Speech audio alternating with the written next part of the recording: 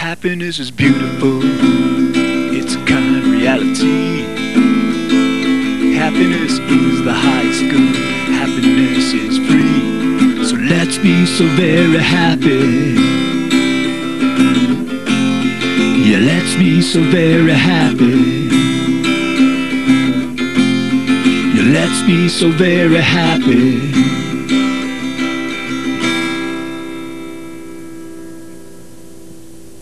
Welcome to the Happiness Show. This is George Ortega. I'm here with Lionel Ketchen, and we're here to talk about happiness because happiness is, always has been, and always will be the point of it all. Today, we're going to be talking about happiness and everything happening for the best. Okay, basically, the idea is that we have a choice in life. We can choose to believe, essentially, with regard to this, that everything happens for the best or that everything doesn't. And this program is devoted to demonstrating why it's so much more pleasant and so much wiser to understand or to choose to believe that everything does, in fact, happen for the best. Okay, Lionel, let's start off with this. Well, good. George, we've talked a little bit about some of this, and we talked about the fact that religion sort of pushes the idea of goodness. And after all, you know, if people treat one another better, there'll be less problems in the world. At least that's the main issue of religion. So don't steal, don't rape, don't pillage and burn. That's pretty much, you know, what it comes down to. But we were talking about the fact that that's one aspect of human nature, and that another aspect of human nature is that people are going to do certain things, whether we think they're good or bad, from their own viewpoint, because they're looking for pleasure. That's what they're doing. So we were saying, maybe using a different model for religion, rather than attaining good or teaching what good is, why don't we just go along with human nature and its seeking for pleasure, and not sort of put a stop to that, but accept that that's part of our nature to be pleasure seekers. That's part of our nature to experience pleasure, and to move towards pleasure and away from pain. Let's face it, that's what we are. Nothing wrong with that. And I think the next step we were saying is if we could learn that what is pleasure but happiness, and so if the religion could focus more on happiness, I think it would have goodness right there in a bundle, well packaged and ready for all. So I think that's some of the thinking we were doing. Yeah, well, in a sense, we're trying to kind of like describe a life philosophy. I mean, we've got our, you know, goodness is a part of our life philosophy, religious, in terms of religion, in terms of government, in terms of our relations, but it's part of our life philosophy because we understand goodness is power to create happiness, all right? Right. So this is kind of like another aspect within our general life philosophy, and it's the idea that it can be applied to everything, to our whole life. Now, one aspect of this that has to be explained, that has to be understood, is that it's neither provable nor disprovable. You can't prove that everything happens for the best. There's not, you know, because I mean, the only way that could be perhaps possible is if you really define actually what is for the best. And I'm thinking that may actually not be possible. It like may transcend definition. But anyway, so you can't really prove that everything happens for the best, and you can't prove that everything doesn't. It's kind of like a 50-50 equation. You know, it's a choice, and like the idea of this is that we have the option. You know, we can choose to believe that everything doesn't happen for the best. And if we do that, that has consequences. Okay, so so I'll agree with you, and what you're saying is that we can't prove that everything happens for the best. But can we prove that if you act like you believe that statement, that everything happens for the best, things will work out better for you? It's, I mean, the idea is, Lionel, that, you know, we talked about happiness is not dependent upon what happens outside of you. Right, so it doesn't matter what happens. I mean, that's the thing. You know, it's just, so like, the idea is like, again, if we choose choose to believe that everything doesn't happen for the best, then things happen. We're going to say, oh, is this right? Is this good? Right. You know, is this in my best interest? Is in this our best interest? Right. We question. Okay. Whereas if we choose to believe that everything happens for the best, there's no questioning. There is no going to fear. There's no going to anger. There's no going to sadness. You know, we kind of like integrate and identify with this idea that if everything's happening for the best, then all is well. Everything is good. Yeah, I'm going to make a very simple statement, but I think it's a profound statement, not because I'm making it, but because this is how the statement goes. Everything that happens has already happened, and most people want to fight, contradict, or react, or change, or control what's already happened. And guess what? Most of the time that's impossible, but yet people act like their unhappiness is going to change something, when all it does is just change their own ability to deal with what they have to do for themselves. Yeah, I mean, because we've done shows about how like these negative emotions that we routinely resort to, that the sadness, the anger, the envy, all these things, we conclude that well, something has happened and this is the appropriate response. I mean, it's pretty clear to understand that that we choose those things, and we can, for example, something happens that we might want to become sad about. All right, the idea is that. Generally, when things happen, they call for us to respond to them in certain ways, and we can respond in the appropriate ways, in the right ways, without resorting to the negative emotions. All right, let's again hone in on this idea, though, because like happiness, everything happening for the best, is something that we keep with us throughout our days and apply to every situation. Okay, so that means if we're going to meet friends, a friend is late. We go to a meeting, we go for a job, we don't get the job, we do get the job, whatever. I mean, the idea is like whatever happens, if we have in the back of our minds as a strong part of our basic life's philosophy that everything that is happening and that has happened, it has happened and is happening for the best, then there's just simply no room. There's no room for those negative emotions to enter our consciousness. Yeah, there's a quote that just comes right into my head as I'm listening to you, and that's what I was doing. I was sitting here not thinking, listening to you, and this thought popped in. And it's a quote by Norman Cousins. He had written a book, Anatomy of an Illness, quite a while ago. And Norman Cousins is that person who overcame an illness, and they said he couldn't. He was going to die, but he used laughter in a hospital room. He put on a lot of funny movies and found that he can overcome a lot of pain. And he eventually overcame the illness through vitamin C and laughter and, I think, happiness. But anyway, Norman Cousins made the statement that nobody is smart, nobody can know everything, and nobody's smart enough to be negative, because nobody can know what's happening. And that, I think that hits the issue of what you're talking about, because none of us really know that if the car didn't stop, that if car didn't start, or we had that flat tire, that maybe that saved our life. Or maybe we would have killed somebody. We don't know that. So either you're going to be of one mind or the other. I mean, if you're a negative person, you're probably going to think, oh, stuff like this always happens to me. All the bad things happen to me, and that's just me. And that could be a way to think. But there's another way to look at it, and I love the statement. I think it says a lot about us, to look at life with everything that happens for a reason, and usually that reason is the best reason. We just don't know what it is. Now, we think if we don't know what's happening that it may not be any good for us, right? We're always questioning that. But aren't we going through life questioning everything? Isn't uncertainty just a part of life? Yeah.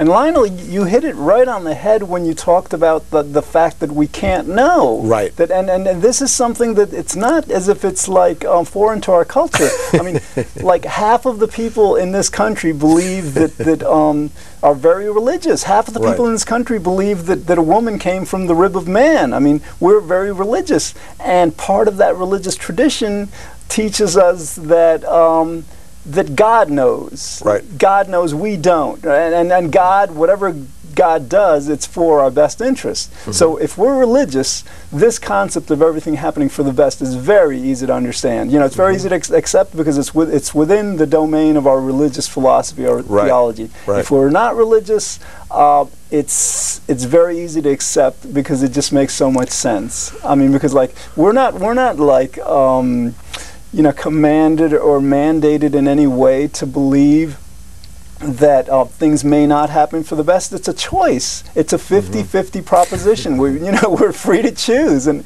again, the fact that neither proposition is provable or disprovable means that that we are more wise, more reasonable, to just accept the best, to believe the best. Yeah, I remember when we did a show with Dr. Bernie Siegel that went on to be on PBS.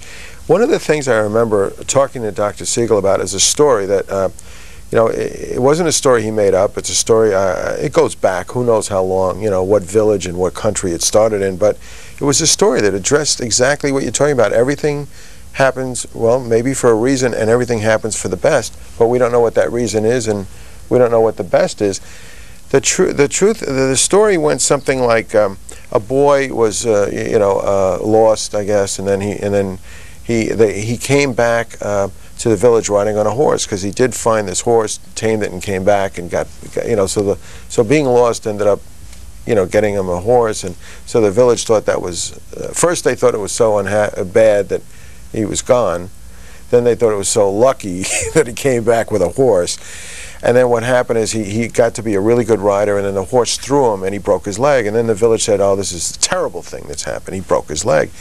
Then a number of an army came through, and all of the young people of the village that were young and healthy were all put into the service. They were made to go into the service. They had what you call a draft back then.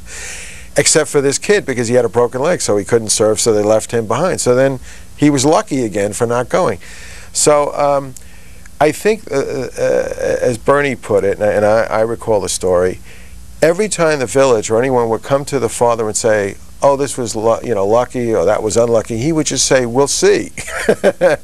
And so for everything that happened, his answer was, "We'll see." So if we wait and see with uncertainty, but not bad uncertainty, but knowing that uncertainty is what we face all the time. But no, it's more than that, because like in your example, they're waiting to see whether it's for the best. Right. I'm advocating that we know, that we believe that whatever happens, I mean, the horse, whatever happens in the story, what happens, like, let's say I go to a doctor, the doctor tells me I'm going to die in a week or something, right? Most people would say, "Oh, that's terrible. I feel bad for you."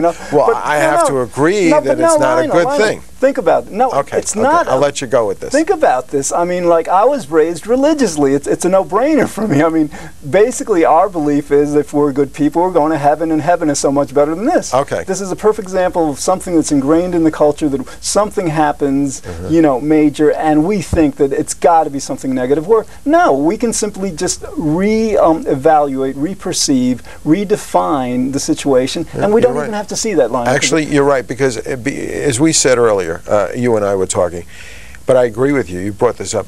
Every fear is the fear of death. Behind every fear is the fear of death.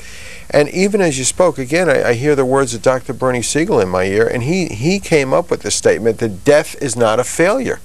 And if we keep classifying death as a failure, then no wonder we're afraid and we react so negatively to everything. Here's, a lot of times things happen and we respond with a sense of humor. And a lot of times that sense of humor has to do with things happening for the best. For example, like something will happen and it appears unfortunate. Like, we don't get a job. We, something happens that we want to happen, it doesn't, all right? Right. So, like, then our mind will like, if we have that philosophy, if we have that belief that everything happens for the best, our mind is curious. Our mind is going to be thinking, well, how is this for the best? How could this possibly be for the best? And a lot of good humor comes from this, But the idea is that we can enjoy this process of just like, how could this possibly be for the best? How is it?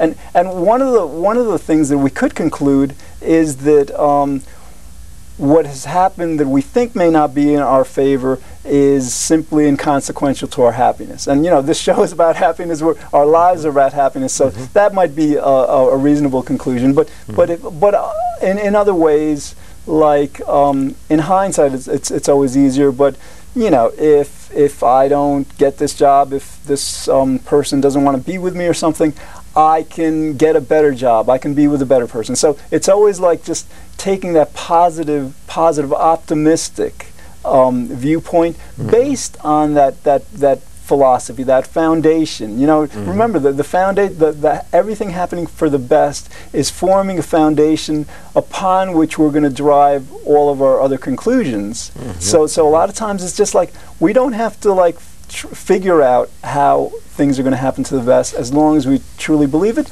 but we can enjoy it. It can be fun. Well, I agree with you. I think that if we adopt that kind of philosophy, and if we're going to think, that's a good way to think. That's a good way because then we're not coming out of the negative and we're not reacting to events and situations. And if we do that, if we react and we look at things negatively like, hey, this isn't good, we're trying to fight something that's already happened, number one, which isn't too smart because you can't win that, Number two, if we look at life from the way you paint it, and the way I see it as well, by the way, then we can choose to go along with what's happening and maybe use our mind to say, okay, this is an adventure, what's next, and you even said to find humor in it, which I love, because now that's really proactive, that's really great. I mean, even maybe to laugh about the things that we have to go through. I mean, boy, does that reduce it down to something manageable when you could say, it happened to me and, now I'm laughing about it. But most people say, well, you should be crying about this. Look at, But if we can't do much about it and we laugh about it, maybe that'll put us in the right state to do the right things next. And maybe that's why it happened, because, it happened for the best, so let's look at what the best is for us next. Right, and you bring up a good point about doing what's best, because there's a caveat to this. There's a very strong caveat, and that is that believing that everything happens for the best shouldn't be used as a license to say, well, whatever, we're going to do whatever we want, right? Because that's, again, goodness, we've found in our experience, is very beneficial to our happiness. A lot of times, nature, God, however, justice, whatever, rewards us when we're good and punishes us when we're not. So based on that understanding, while we're holding that principle, that philosophy that everything will happen for the best, it's still wisest, it's still good, perhaps even necessary in a sense, to not just simply choose to not do anything, or to simply not care because everything is happening for the best. So that is the one caveat. We've got to be responsible. We've got to be concerned with the well-being of others, with our our obligations, the kinds of things that are important to us. So, but aside from that, aside from just the idea of acting in a way that kind of reflects the fact that things matter in a sense. It's just very, very gratifying, very, very... It's liberating. Liberating, yes, to realize that whatever happens, whether we succeed, fail, whatever happens with whatever we do is always going to lead to something better. George, as you were searching for the word and I threw out liberating, I think liberating is a good word, because liberating denotes freedom. And I think the difference with using everything that happens for the best brings you to freedom. And I think if you think everything that happens for the worst, and it happened to me, brings you to prison. I think that's the difference. I think the difference is that depending on your viewpoint, you could liberate yourself. You can't control what happens to you, is what we're really saying, but you can control how you respond in every situation. And if you respond with the right attitude, and I think that's what we're talking about, this is part of attitude. It's a strategy that we can use to deal and to cope with whatever happens in the moment. If we can't change the moment, at least we don't let that moment change us. Like you say, if you're told you're going to die of cancer in a week and you laugh about it, and I know I've had that happen to me. I was told I had cancer, and I wasn't told I was going to die, but there was a good chance I had cancer. I laughed about it because I didn't think it was true. It turned out I didn't have cancer. Now, How do we know that laughing about it didn't get rid of it? We don't know. Like you said, you can't prove it, and you can't disprove it. But you know one thing? I sure rather go. I rather go to my grave laughing and being happy than being miserable and being afraid. Oh yeah. And we've had people on our show who have claimed that they reversed their illness by the same attitude. So we still can't prove anything. This isn't a show about proving this, but it is a show about looking at common sense, focusing and simplifying the logic that prevails, so we use it to enhance our life rather than beat ourselves up. I think that's what you're talking about. Oh yeah, oh yeah. And you know, like something that we've got to talk about, something that's very important, and it applies not only to this concept of believing that everything happens for the best, but it also applies to so much that we talk about on so many of our shows. And that's the idea is like, all right, let's say we accept this, you know. Right. We accept that it makes so much more sense to understand, well, not understand, I guess, but to believe, to apply, to accept. Apply it. Yeah. Basically, it's not just about accepting it. It's just not about believing it. It is about integrating it, applying it, as you say, and that's what, you know, that's very crucial, because now that we accept it, now we believe it, it's not just a matter of that. How do we get it to be so strong a part of us that we habitually react to every situation that way without even having to think about it? Well, I would say see the value of it would be one way to do it. When you see the value of something, it becomes clear that you're going to hurt yourself if you don't do this. I mean, it's like watch your step. You know, it's like if you're going to walk down a flight of stairs, look at where you're going. Right. Now, okay, yeah, seeing the value, but then like the question will become, well, how do we see the value? Okay. And I'm talking about more practical. For example, like with seeing the value of it, right? With just getting ourselves to understand it, believe it, seeing the value. When we talk about it, when we have this conversation here, we were talking about it before the show. This helps integrate it. Right. You know, there are a lot of strategies we can use to have this thought become stronger and more habitual. So again, it becomes part of our automatic thought processes. You know, the other thing is, boy, when you're not at odds with something, in other words, what you resist persists. And if you're going to be at odds with everything that happens in life, you're going to get awful tired of that. Even if you think you could win, boy, it's a lot of energy you've got to expel to stay even. It's like trying to swim upstream. If you go along with things, I think it makes it a lot clearer where you can head off with this stuff. Rather than get swept away, you could swim along with it and then find out where you're going to turn off next. You know. All right. Again, let's try to hone in on these strategies to integrate this. Okay. Another idea is signs. You know, you've got a sign on your bedroom mirror, on your bathroom mirror, on your refrigerator. Okay, now I know where you're going with this. Yeah, because okay, like we've got it's not just about you're right. understanding. It's about conditioning and it's about practice. Exactly. Okay, I see it. I see it now. I've gotten emails where people who are trying to become happier do exactly what you're saying. They'll post it on their mirror. That's a great one. Put it right on your mirror when you wake up in the morning. It'll tell you what to think. Another one that somebody said, and this may sound a little weird, is imagine putting a thing what did they say? They said they put it in backwards. They put it on the dashboard of their car, and then they could read it in their car window, right side up at them, you know, whatever they want to put in there. So they'll put reminders of how they want to act, how they want to think. I think you're right. I mean, if you don't have that constant, actually, life can constantly remind you of your unpleasantnesses of life. We've got to counteract that by choosing what we want to think about and put that in place. Yeah. You know? I mean, if it's, you know what I think this is about, George? I think it's about the waitress brings you food and you eat it. And then after you eat it, you say, but you know what? I didn't order this and I didn't like this and I don't like what I just ate. So why did you eat it? I mean, if life brings you a plate of food that you don't like and you don't want to eat and it's not what you ordered, just get the one you wanted. Or yeah, you just got to conclude, well, life did this for some reason that I don't understand, but it's for the best. You know? Okay, maybe you needed the vegetables. It's just today. for the best, right? I mean, it may not have felt good, because that's the thing, you know. Happiness. I mean, there is pain in the world, and happiness is not necessarily about avoiding all pain. Absolutely. You know, right. it seems kind of like it's somewhat impossible in a sense. Happiness is about like, all right, something may not appear right, may not feel good, you know, may be painful or something, but it's not going to distract us from our purpose. Exactly. Okay, another method we could use is something we're going to do our next show about, and it's like, and it has to do with affirmations. I mean, like this guy Emil Kuh, I think his name is. Oh yeah, I feel better every day. Every day in every way. I feel better and better, right? Yeah, and like this guy Emmett Velton did some studies, and then I think he published a paper in 1968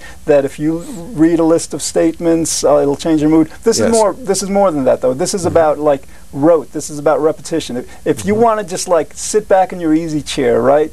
And for 10 minutes, just meditate, contemplate the thought that everything happens for the best. Just repeat it, you know, just repeat it over and over, and just feel it, understand it, think about it. That is another good way to just have it be integrated. Because, like, again, like that, they used to use this in school, and they still use it in school. I mean, that's why, like, you know, with elementary kids, the times tables, all these things. This is rote. You know, a lot of things. If you apply rote principles to it, that they'll help us, you know, learn it much better.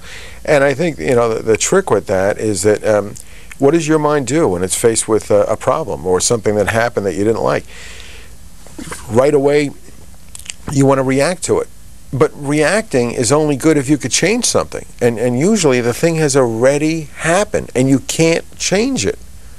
I mean, I don't know if that's... Or even if you can. I mean, because like your reaction should be, it happened for the best. Okay. But no, I'm sorry. No. All right, I see your point. You're right. So it happened for the best. Well, I guess I'm using a different form of logic, because for me, I think it's so simple and clear to understand that it already happened. Most people get all upset as if they're going to stop it from happening. Yes. You see? But I think that's part of it, because when you say everything's happening, I think most people act like it didn't happen for the best because they want to stop it from happening.